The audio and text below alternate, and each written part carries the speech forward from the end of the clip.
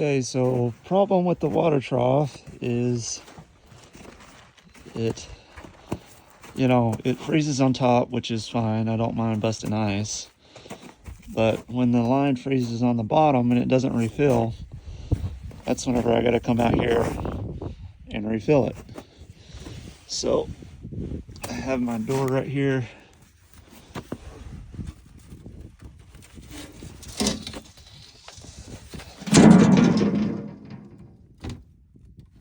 That I can refill it. This is the line that was froze, so it wouldn't refill. And then I take the water hose and I attach it. I take this off and I attach it to the spigot down there that wasn't froze, and then I just refill it manually.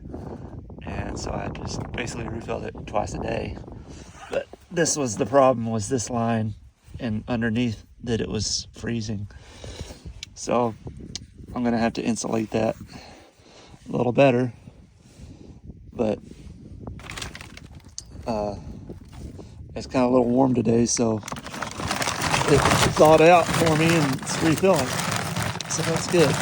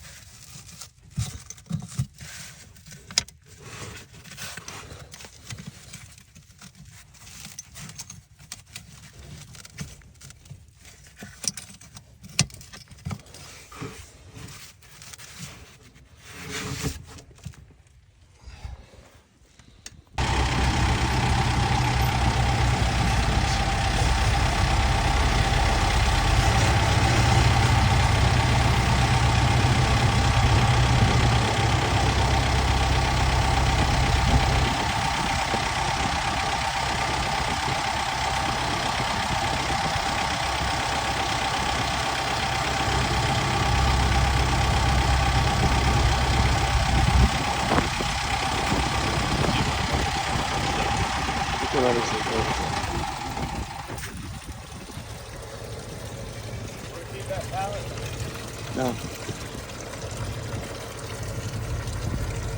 That's the part we need to insulate, is right there. Seems like it's twisted.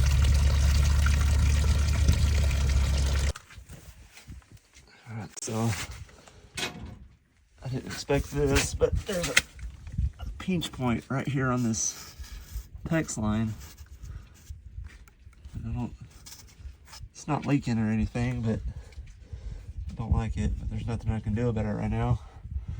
So I just insulated this hose here, and then we'll just leave that for now, because I don't think that that's freezing in there. It's freezing right there. So.